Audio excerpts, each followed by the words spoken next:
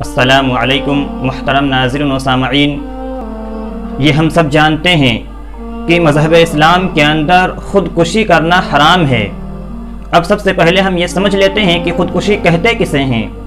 خودکشی کہتے ہیں اپنے آپ کو اپنے ہاتھوں سے ہلاکت میں ڈال دینا، خواہ وہ کسی سمندر میں کود جانا ہو یا پھر اونچی جگہ سے گر کر اپنے آپ کو ہلاک کر لینا ہو یا پھر کسی اور طریقے سے خودکشی کر بیٹھیں۔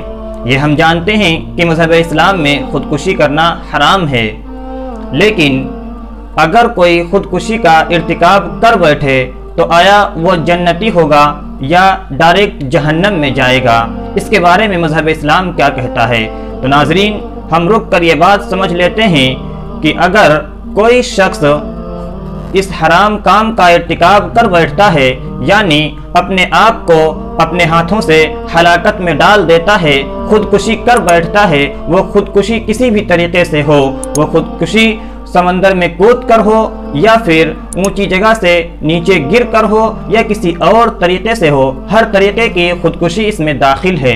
اگر کوئی خودکشی کر بیٹھتا ہے تو اس کے بارے میں مذہب اسلام یہ کہتا ہے کہ اگر وہ شخص خودکشی کو حرام سمجھتا ہے اور یہ سمجھتا ہے کہ اللہ رب العزت خودکشی کرنے پر عذاب دیتے ہیں تو اس کو ڈائریکٹ جہنمی نہیں کہا جا سکتا، اس لیے کہ اللہ رب العزت سے امید ہے کہ اللہ رب العزت اس کو معاف فرما دیں گے۔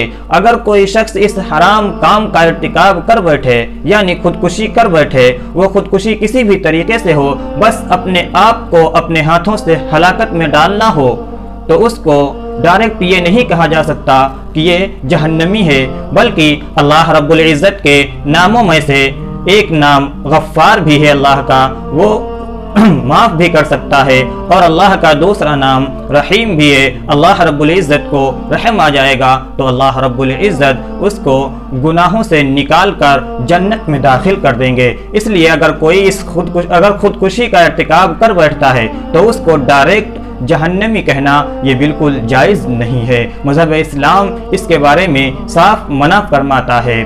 اس لیے ہر مسئلے کو سمجھ کر اور ہر بات کو سمجھ کر آگے پہنچائیں۔